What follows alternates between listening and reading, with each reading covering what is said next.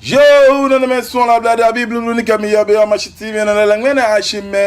ashi so ni ma so na ma so ken klon wa ngo shida wa kan fe chema wa wan baloka shikman bolade ba anu cho moni bo ade san ke samanta aka me jala ke fe wa do mo ne ke ngene bi pakpak bi ne se ke wa ko je me fe me ji me ni me ne na na ke me pi ke baba o ji me ni me wa ke te sa mi pi ke baba o ji me ni me ke ji achi ameta mo na me be o ti amni ana ye kwa me ye wo pe ko se be ku ko mi o ba to mo ame wo so le mo ke fa pa mo pe ja ke o fe chema we anu wo fe wo na gbe afi na gbe apa shiko me ku abode nche ona na eni o sun lo o lo o debi ni ama awo wan rasta to gbo ni she kakla gbe ye eni fe mo ni nke ba ke no ngla charge no ni e wo ni fe mo ni gbo gbe no mo ko ache mo ko ni mo ko ache mo ko mene isimo ni magbla mi pi je ona nyongo ne mo ne ni bi nekete no ni bi going ona ni bi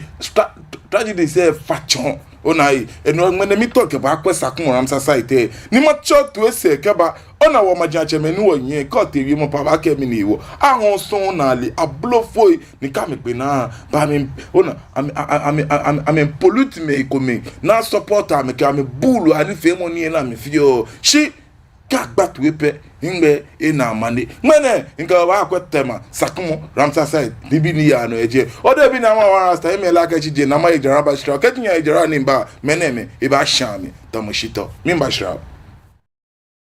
Children have a very high nutritional demand in relation to their size, and vitamins play an important role in maintaining healthy growth.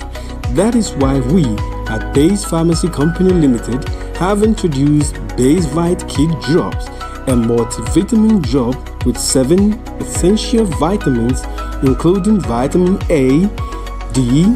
B1, B2, B6, and vitamin C to aid your child's healthy growth. BaseVite Kid multivitamin drops have been specially formulated to help meet your child's nutritional requirements, helping them to get back to playtime faster. With BaseVite Kid drops from Base Pharmacy Company Limited. For further inquiries of bulk purchase, call Base Pharmacy Company Limited on 0302 672 317 or 0247 287 853. This advert is FDA approved. Grade A Academy is all you need. With our neat, spacious, and serene learning environment, we make sure your child is as good as gold. We also engage in lots of extracurricular activities such as excursion, career day celebrations, games, and so much more. Our canteen also serves the best and nutritional meals with your kids well attended to. And we are ready to enroll your ward from nursery, kindergarten, primary to HS1. Admission is currently ongoing. Locate Grade Aim Academy on the Mills High Street behind Enterprise Insurance or call us on 0542 426 803. Grade Aim Academy. We say passion and excellence. Are you looking for a media house for your upcoming events? Welcome to Omashi TV Production Crew, a digital station that offers live event coverage such as conferences, parties, corporate meetings, weddings, and live streaming on all social media platforms. Soft copies of events or production can be made available upon request. For further inquiries, call Omashi TV on 0536 772 262 or 0244 425 652. Omashi TV Production.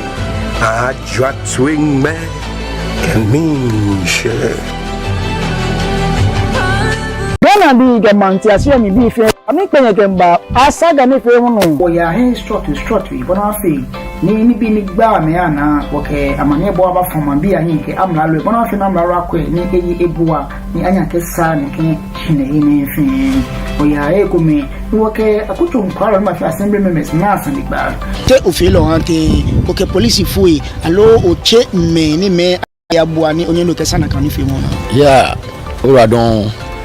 inja police fui ke wo kwani na agbako e bi ene ke wo sa wo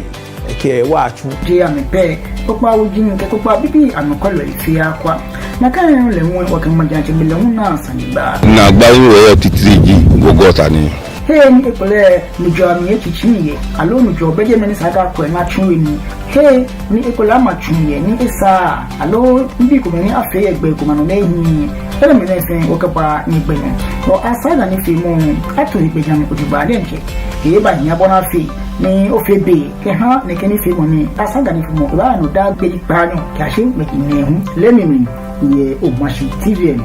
ngbe ini o dai afute kofi meji mo ni yo asaga ni fi mu ni o chana.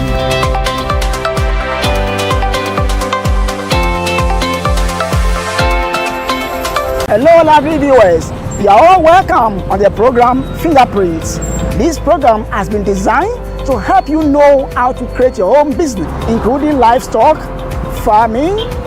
banking, selling, and what have you. I bring to you entrepreneurs who have made it, who have the skills and ability to help you know how to create your business. This is where you have the experience to create your own business. I'm your regular host, Neo Dai Afote Kofi. Catch me live on Mashi TV every Tuesday at 3 to 4 p.m. The program will be repeated to you on Saturdays 8 to 9 p.m.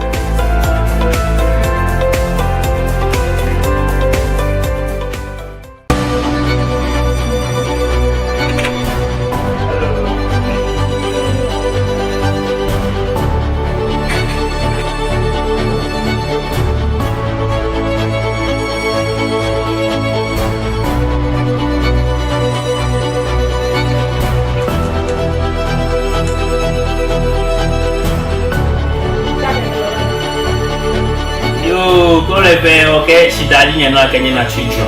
For you, be a lulu, or machine, or what you are doing, Mabo Mishi. The Mono, we catch a yabalake, Saka for she gave no more money be an Isake and Yamashnika, no near no fair, coca, Safu, the KG Bonisa. You are Kashi, Akoleke Mini, Okokate. I'm a fan of Bini. Chekumi. Thank you very much. Both NPP, NDC. Of will belong to one country. That be you. If they are finding grievances and those things, they don't understand themselves. So why not? They should send it to High Court. With Omashi Morning Star, Niji Omashi Lebi Mwamie, okay, stay informed, be entertained, and inspired with a dynamic team of hosts and experts.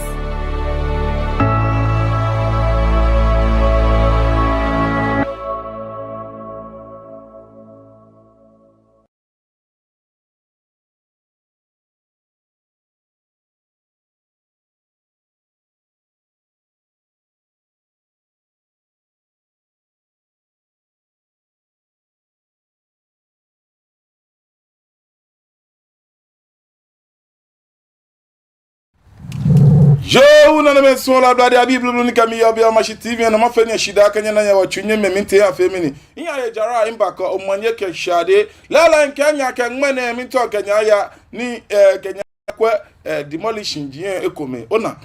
ode bi na ma wan rasta be pi keji mba. Kanu ke yemo ekome. Ona ke wachame ekome na la ke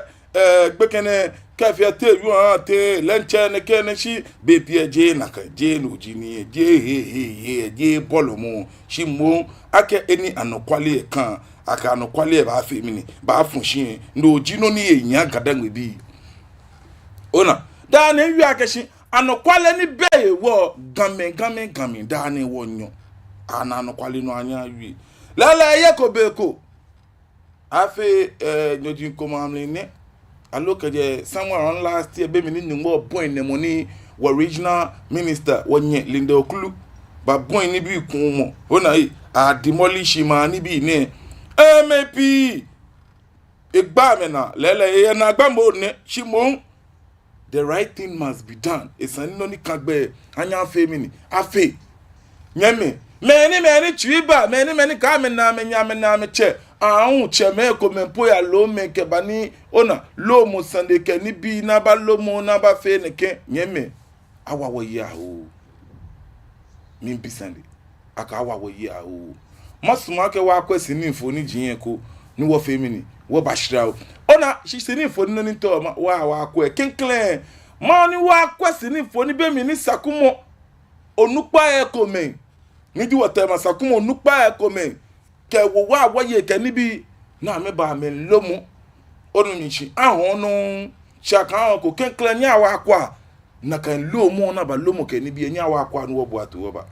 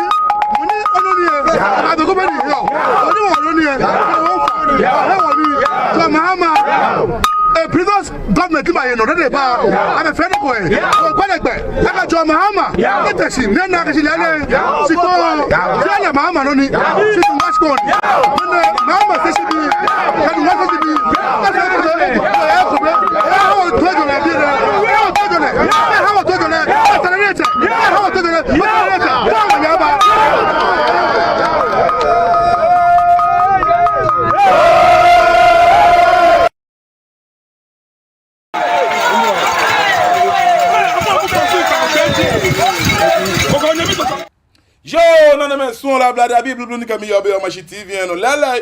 ona cafe yu akashi be pi cheme no na me yu ame yu funshi na kan no na ke be ni bulu ba le ni wale tan onu mi nshi ona boni wa nyanu ne alo wa chene ke wo bi ni alomo meni ewo aka mamotun ye ne ke nujo anena alo ram society jine aka mamotun ye jeme ona shigba mon ditro prenje se na die musu se no ewo ena noko ni aye ne ba gba man chomu alo e ba bagbom adesan ya walaye wo ken fin to conclude ani won na le hwemu na badomoshi na lomo neke lomo alomo neke lomo lomo na fense ona nke lomo fense eye beku eye ko beku be hwe komiton sakumo ram society ne na bad demolition bodenche nya wa akwa mani bi ni afemi ni akpatakpata yin she before abakpata mi to ma chad gadangbe fe to ese ake be mi ne ehu be ko ne ehu de bi na ma one rasta bi ane no mata your machine no your shabodi fe mo ni no nimba we imba complain bitterly about penny I encroach na kan je me onu mi shi encroachment na waton chini mi we ana kwako ana moko ni bedwen ana tomo begeni phone pa ni shona kwe beni bulu ba le ni de la ke wa leta nya wa kwa demolition engineer ko me be ni bi na akumokumo ye sakumo no Ramsar site nya wa ni wonye na abole wulu dagbo kegbe ona wonye ne complain concerning sakumo Ramsar site ni I encroach she no I want to the extent I can no po e wo imagine no pa ke amelele manyedon ni no mi ametole manyame ka amelele manyedon eji ake e ta oni ya no kwale be show na adisa nya wa kwa ni biye komi na akumo esakumo no nya wa kwa no ba nya wa kwa sini fo ni je komi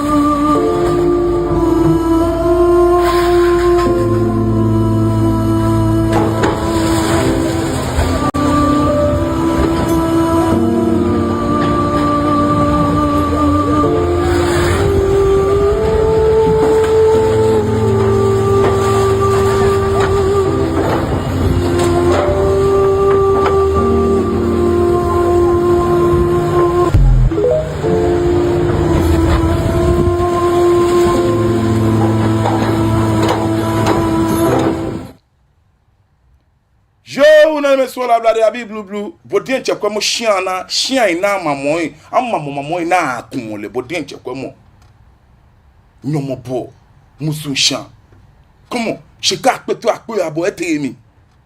rewo meni ho shikon case number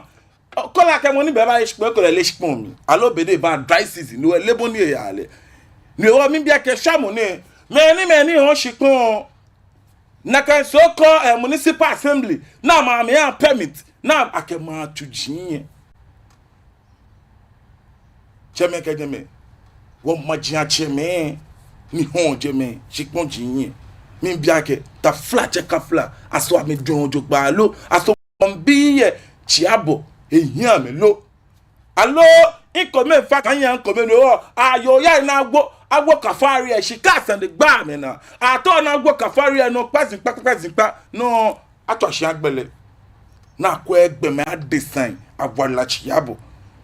no ni afe ni woke wona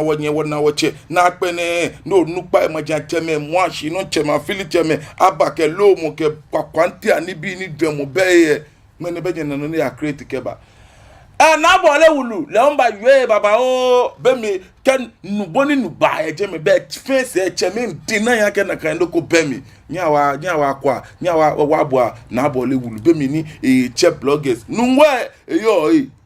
sakumo je me yo je me manyeni na me ke na ewie be ewie ochon ewo kumo beni bulu ba le ni waleta nyawa kwa na bole wulu sini foni na efe na ebolo ake na no maja cheme won sakumo Ramsar site na ke ebe mi na ka nyawa kwa sini foni ke beni nuwe ba ebe afi de nyawa kwa o ba shira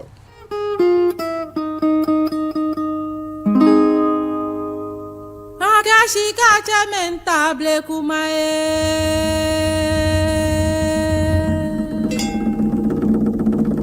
Oya foi intable kumae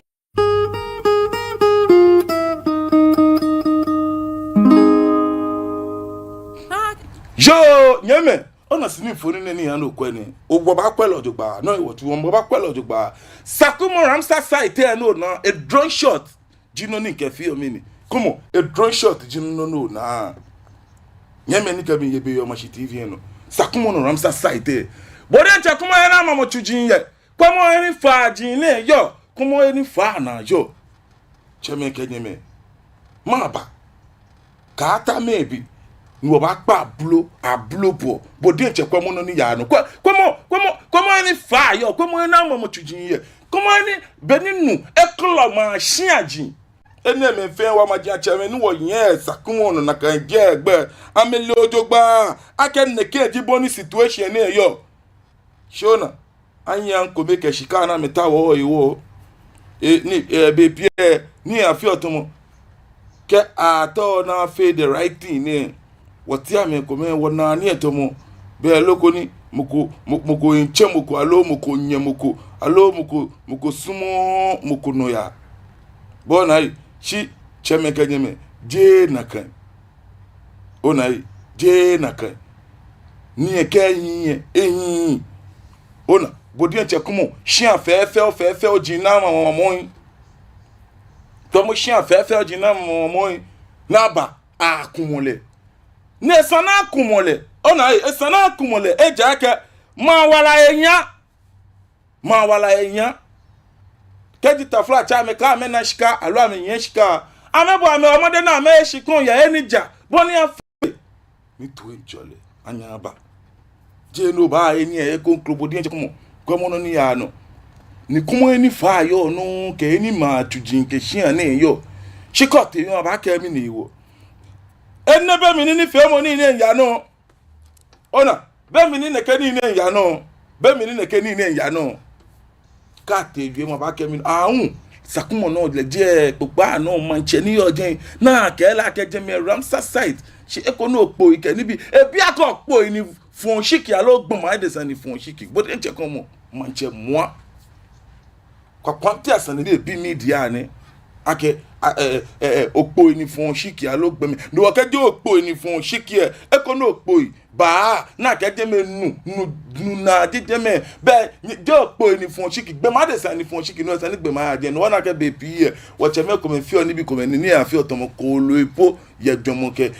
ese na mo fi wa de san ye na jin ko me ni wo fun ewo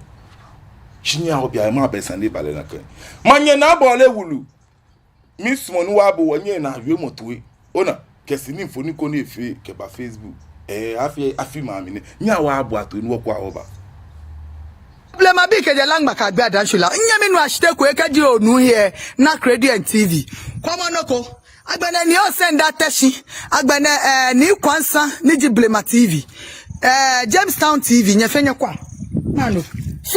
filia no ne filia no na ba filia no ne echofa echo akeye wale agbana nya kwa no ni ba wiemo na ba mi gbe iti ni se ne no ni sha hanye po ni ba shamo efia blanc nya kwa klemesu sakumo lele here numwele kashin agbana nya kwa machine o na nkwa manyama ya here shini ebe no ya da yin kwa ni eni wo na pa shi ane tututu mi to ma sha mi mani nya kwa eni wo no na analo amahin camera ojugba be ma bi nya kwa be nye na be na mi eyi eni ndomo le nya ma ya don bi ane le sakumo eyi to bodoko ayo papa ni be try eni yes ni ba ma sha last week e kemi he no ye bi e ne kemi we rough ye bi e bi ane na no ile be ne ba fe ne ba jepo shinye nadmo ke touch all the time nadmo ke MC ka assemblyman ame fe ame ba bi e na ba kwa bi e na no aba kwa nye ashabe ko men yemi ajemen agbene asana assemblyman ke me ko ma ato ajeje ame ke a he ko men nyekwa ni nyena gadangbe sakumo echuake water is life echuake nu ye he wale kwa klemesu echuake leni na no nyekwa ni ijemawo ewo yin enyam o shegedu ame sakumo du ame filie poda me filie poe yo na me son lo ablade abi blue bodi enche kwemo ngba mi ni wo manye na abole wulu esani wo nye wo ko ete ale ona anokwale bewo onupa ada fa onupa ifan fullest ji mo so di no yen gadangbe anokwale bewo chema ada ni dana me wo kondun ko te wie mu abake bo no bu mu dana me wo kondun maba lele cheme ko me ni anomi a interview ame nya wa bo awie mu jinko me na me ke fon shitue nya wa bo ame na awie mu tu Papa wa you na fe dey wa dan the chairman say ombo odun be 2 months and so odun be 2 months 4 years and dey achi e be ba sisi a say ba ye be hu o dai wo ha na me na me yo hin wa ya mienu enti no ko say me mbra na mbe kan bi say nkofo down ma bubu awa anu say bi a o mo mbubu na o mu de be ye den si a e no na me ti ase o mo mbubu o mu de be ye den assassin o mu bubu ya den o mu de assassin be Papa wa you na fe dey wa dan the chairman say ombo odun be 2 months and so odun be 2 months 4 years and dey achi e be ba sisi a say ba ye be hu o dai wo ha na me na me yo hin wa ya mienu yo no na ne me son le ablade abi nye kwa ekele di mancheni yo din onupa moa onupa moa ekele di mancheni yo din me ne wo be mancheni bo ko na kan pepa no be na fili fa na mama tujin enwona ma na ona kachi ma wala ne tawo ekpata ma wala yin tawo ekpata ma properties chebele bo no ba ewo lagba no ewo mi obo no tashin agbe no na ke fe pulolo pako ba tun emumu nshilafo ni kwa na anya e gadangbo nupa e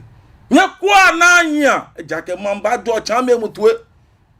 abo ablo e gadangbo ni kote wi mo ni enfe to mo be bono bu mo ni bono sumo wi mo chon yemme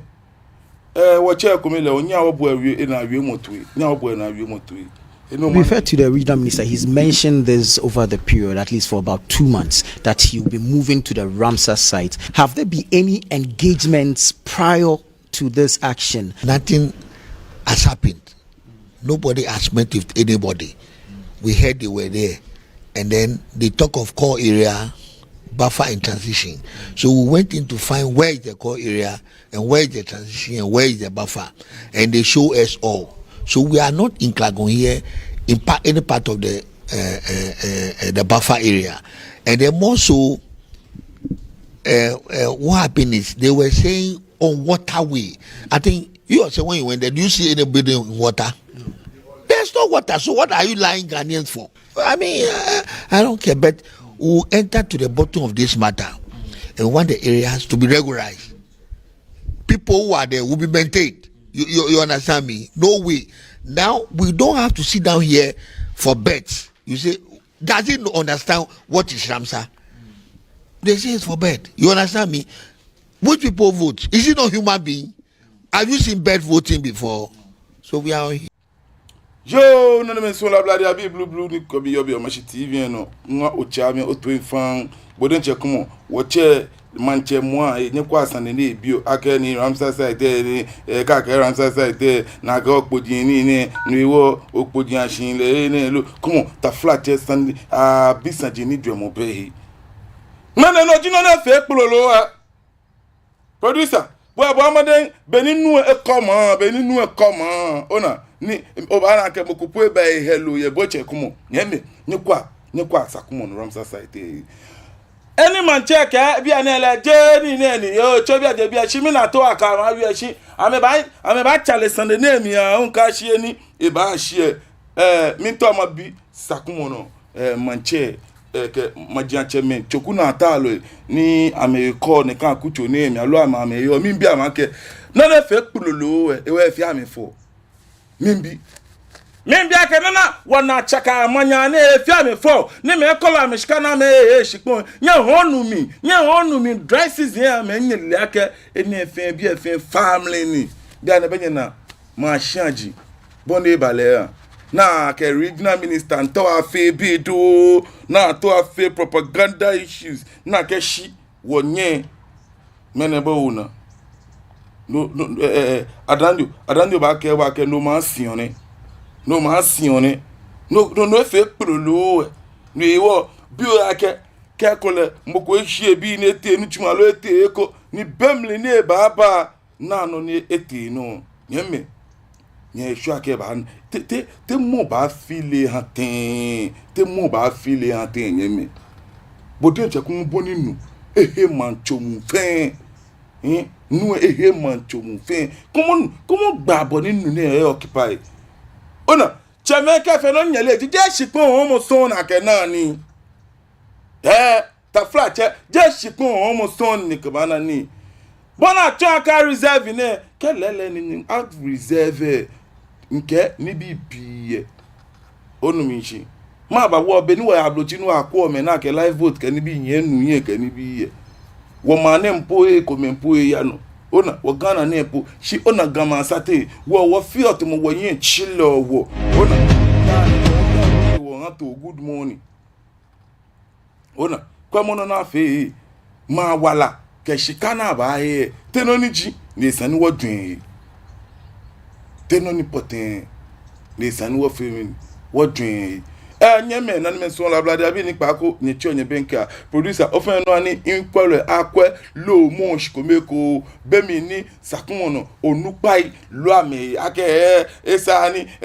regional minister ba kumo bi ege ni bi shi ame vote one NDC ni NDC ba pa akwa ni chame ka jeme NDC ka MPP sandi ni eke yin ka gbo mo fe kun no te we mo be to we se miss ko ni ka kanta ni jomo be producer fine anwakwa lomo bemi na me nya amelu ame kete ka lomo na ma lomo no ese na me na ko okwe lomo sini phone tan gbele phone line se ko no ni otwa ni ojo 0274324331 0274324331 producer of endo ko ni otwa shikomi ko otwa no otwa nu mu ne ka kun ni bi jile hun epene ni ege beja agbele fun je anwakwa na kan sini phone je oba sha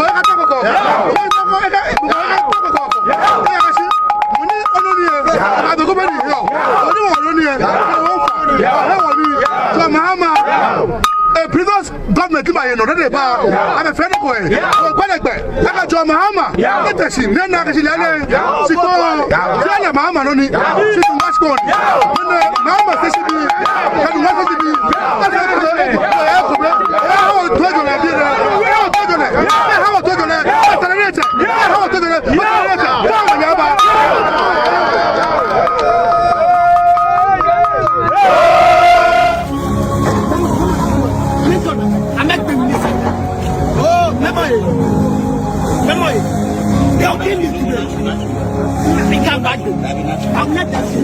Hey,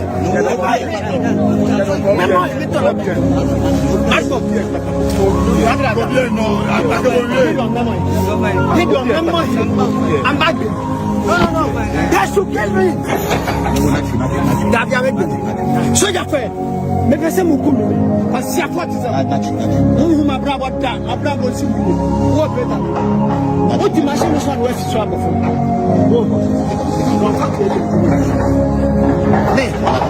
Asa, me mantade, ne di nwe duane. Ye bibia yesika. Bibia wo dem. Eti me yedi. Mama me notice. Anura around 5:30. And aba say, "My good daddy. Me ni na man fan boy. Enu 24 hours. Me ni na man fan boy." Oh, Ombekumi as Omafia. I'm telling you, jump to the last. Come to the two. The person bomb. Now, yes, and now. Some vessel be many done. And I need a media. National security. What's on the Casamuside? Are so young couple from my order. Young Casanto Lupana, woman order. You can buy. Yo, none of us want to blood. People will come here with my shitty mother. The street, Mother the Shaka Janania or Trinia and walk what's in for near Bodincha Commonity. No, what tell money by Lumo mean be like a back as Sakuma ni Sakuma be an end to Mon. Ona, Buluani so Gino knew of fear. Kate, you more pet. Ona, Become, come on, Nibia come no one now. Can I woman be a one no Wahimle? Can't one no way. She tell what will feel when you be a court. Yeah, me Belling phone line 027-432-4331 027-432-4331. Namo jeep money sani a blame me. Producer, be minimum back in call leg, but no, I mean like a drug shot. I go any man be na Bonnie Jemmy. She come on your Ojoba. Few seconds kokeke she can pan call us at 027-432-4331 027-432-4331 bomodin oni ofemi otwani bohun ochon odwemo mi biake riwo Ramsar site encroachment ni aba encroach na aba afi demolition ni onupai majian chairman chokuna atalo ni yo ojena me honhon ijeme ke amepene Shama me vote mama no TV10 John Dramani mama eba power ne ana aba feel demolishing can be feel demolishing for your own good ni me kana me chama ablade abi blue nya wo bia wo e titiri mo ne be yempa nya wo bia wo ya ke ta fla chekaji ehia ona kaji lende koshika na we machine pelele ye deme ni nue eba femi eba ehia ye die minta mo bia kete ba fe antin alote ba fili antin ni wo kaji amla lo enkwe ni neke ni bi ne esanya fo na ke akumo tujin na mamo ye faji ami ye faji atwe ona e come po faji di enche na fili na amayemi maba 027-432-4331 027-432-4331 insani bi mo je akenu wo no ne fake pulolo ne na mo poten di mo na sha won sha amla lo e won sha MC alo won sha majia cheme ni di meni hon shikun mi to mo bisani majia cheme ni hon shikun ato ame ni o ke sha mo sha alo amla lo e Yeme, como no ni yano ta flache, como no ni yano, ninu, take, como, je bi a penica, dans so man beke ni bi ne fen, ke ni bi ne yano, como tete ogu, nyongo ne, mancho mu fenji, tete ogu na kan fale, we, ya sakumo mi, gamashi sakumo, ona sakumo fa, kanshi enyo, ekwe gamashi, deko ye, toma, ona yeme, ni dite ni kenye ngba wa mi nye kwa ake ni kesandi ne ona kamla lo ke compensate me kwa le fo mu ko da pe abake mi ni wo Shimi biake majia chairman wo yen gadangbe. Mini ji your responsibilities. Keji ba ma kramu. Aso fek keke ne feel ni feel aka tonye. Alo aka nye jelumo. Alo mambi ame edwen mo ka me chiabo jino ni eyan. Ona nyenke itwa mo fen ona na ka municipal assembly bi me ni ame ha permit ke ni bi na ke ma. Ona amene sana ya ameteme ko sana ajela me. Ona sana ajela me because they are not abiding by the rules and regulation concerning Ghana's constitution. Ono mishi kwa fe no ne twisi mo. Bodin che kwa mo yibi na wo. No mi biake cheme na meke je opoji ni vote shigbema de sani afon shikie ni wo ke fi oten na ka keshin ina me yo Ramsar site ni se ko no opoji ke ni no yo aje ameke je nye pene awon no ma siyon ni no fe pololo chaka manya cheme ke je me hawo ya o 027-432-4331 027-432-4331 ba mo de ko no twa no femin o chonjo mo ma jaje me ni wo yen gan no ni le no ji akokafari shika sande son self interest kefata ehun ona be no wa better na ba tashi na ba dun mo yi ni better na ke tashi na dun mo yi awo ya o chameka jeme mini po ka ba won na e kun be ni we fite ma ni bi ma ba chameka jeme ma ba 027-432-4331 ni na ke nyemi ko eba pa no hello ablado fa no gba pa no gba ka no chwa kajo hello mi na ke nyemi e pa e makwa bofa keji otwa chio ye OTV alo ani OTV volume abashi koni wona stand gba no go find no go write and share nyeme insane bi mo no jake riwo who should be held responsible na mo ji mo ne sana akemini ake neke na agba ni alo neke hwa mo ni ahwa chakumo no gba mi npa nye fa no ko afenyi chino ni peninte ma kenye ji yake mamba ajwa ochiame mutwe ni wo fen ehin le keke jino ni wotawo ni eke ehin ma ba ni din a force na fele futa ni edi a force na fele futa ege cheme kenyeme na gba ona ni wo gadan bititiri wo yo alo wo Ghanaians wo yo ji kenu ko njanu ni yin e bo denche kun eni mo ko fence wo yo come just imagine producer o fa ni oba se na kan ko o fa video ni gbe be na bole wulu o fa no gbele mi bi ene ki ayan mi producer o fa ni bo mo de ni o ani wonu manye na bole wulu o fa no gbele video no ani e sound aje ko ni nkwolo aboletwe o fa ni mi hanye afi aya ni esa ebani nawo once afi bene ka chi wota ka ke woye gbo woye gbie na alonte din kwa ka fo wote shimbo ka ji gbomo fon ko ye heko ne ka manye na bole wulu ke sakumo klemesu wo ya ka jowo na kan gbeme wo sa afia ka ni na me benyenna asha hanye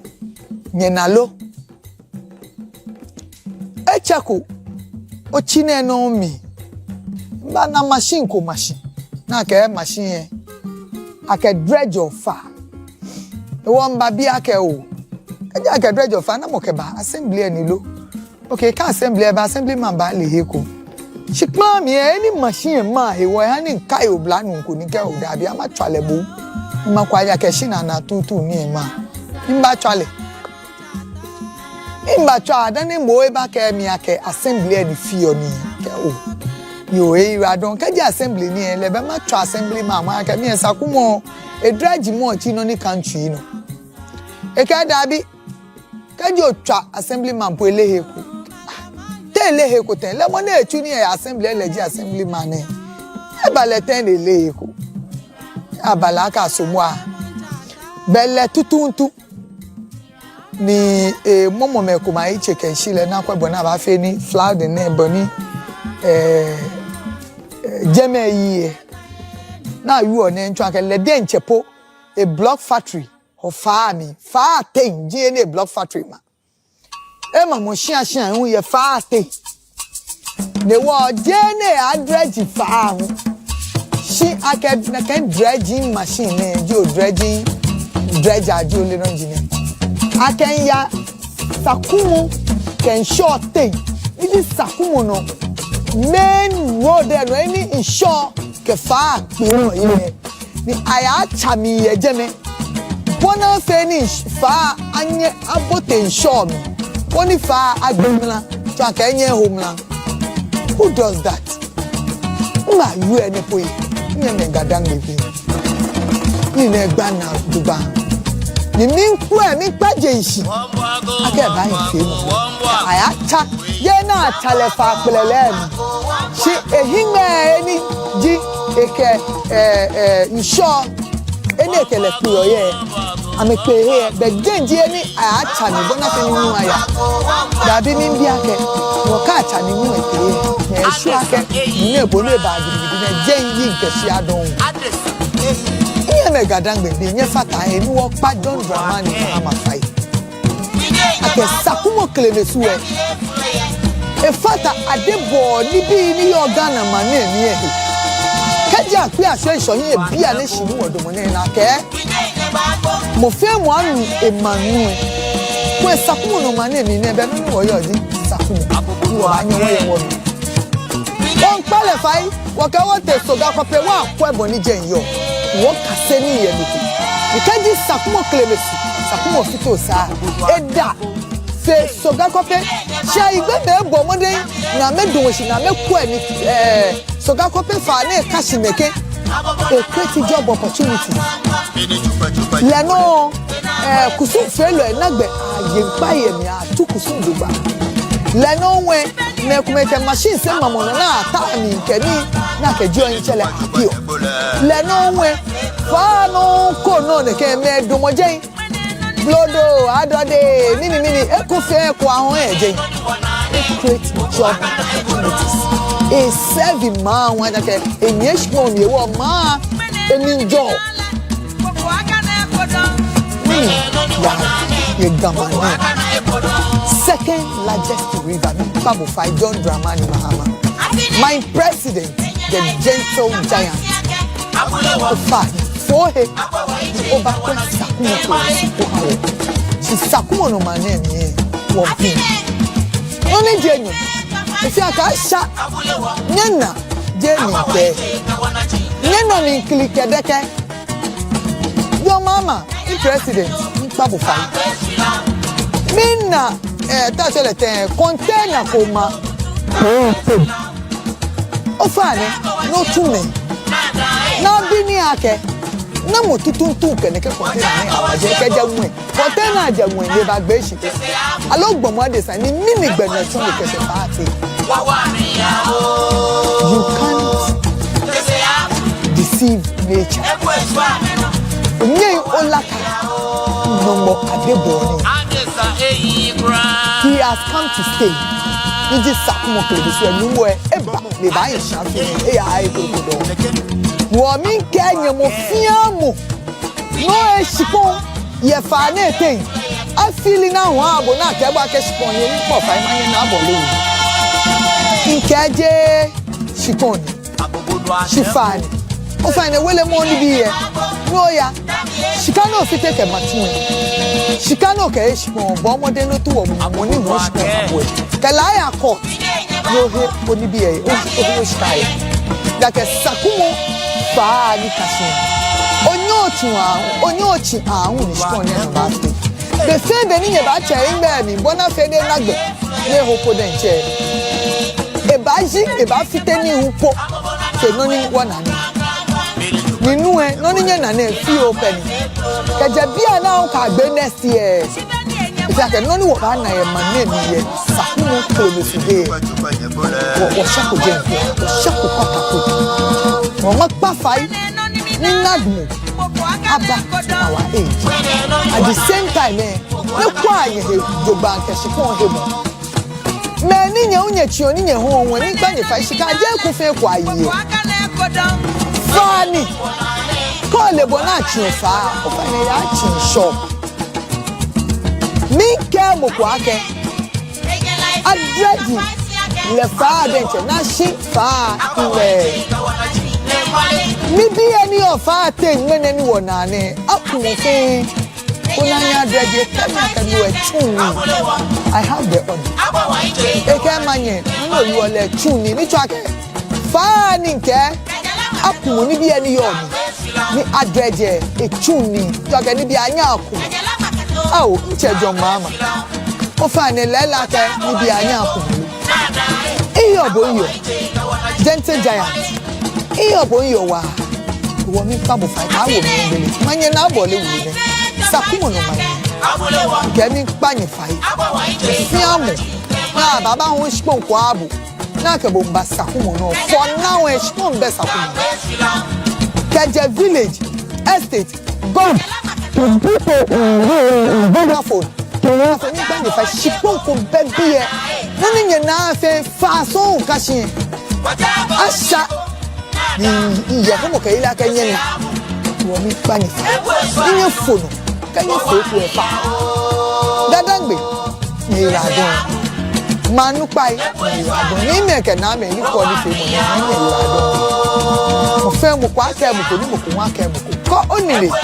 ta ne ke video na here o fa na share mo nyenu ni mo konkolo hu anande kwe ni twa ni manye jino abla Jo ni twa ni o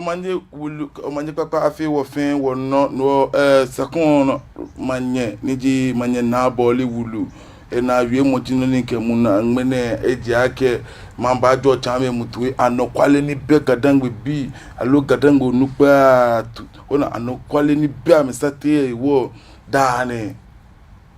kemo ko fetumo e ba ye jale sandi ni e fe the right thing pe la boji money ati oshan wole ma ba no kwale ke jale sandi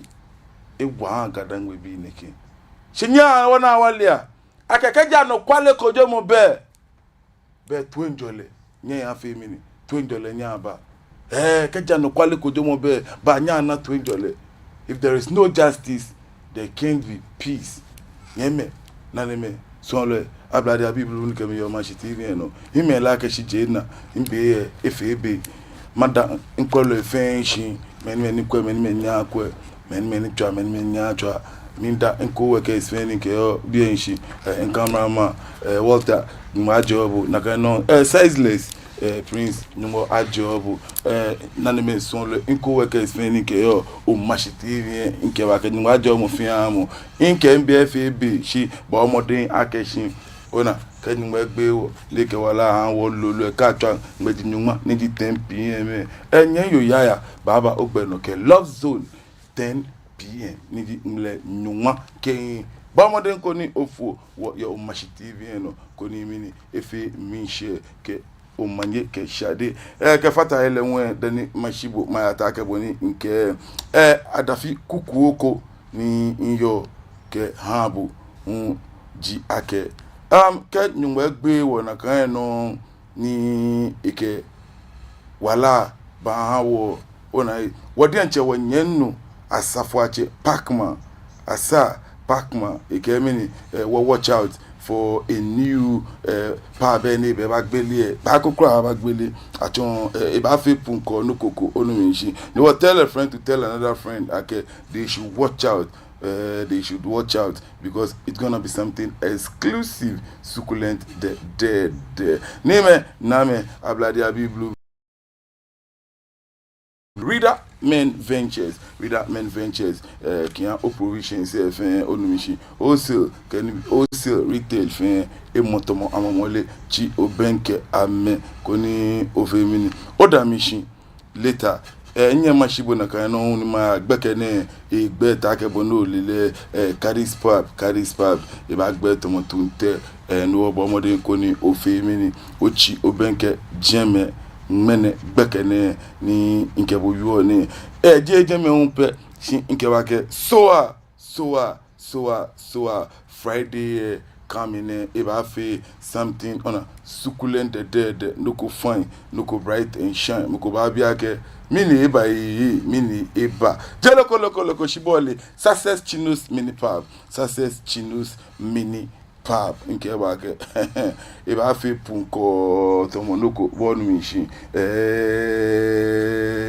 bomode koni ochi obenke nke wake Chino success mini pub ameke mini so ane in the 19th June about time with pretty tire in Kewake no fine no bright and shine no baby naka no fathers of all jeans ona I drop pen agbe SHS na no nyame blue na me sonle nyeba ni wo fi amini wa have fun ejake na too much of everything is bad. Like I mean, all work and no play make Jack a dull boy. No bomade or back where High Street on Johnny Vasatanos High Street on Onomishi, Brazil, Lene, no Jemeji, any only the Bashe, that says Chinos Mini Pavia. If I fake Punko, if I fake no co. Kano yen pano boss GH mineral water boss GH inkwake nyebana I'm very soon ona I'm bama ni no ko fine no ko bright nche ni me na me like she no dey bi na ma wa start to gbonyo ni shake aklagbe nke lopi jino ni yo show me she chairman e show bole men join lo ye nyera don kemi kwemo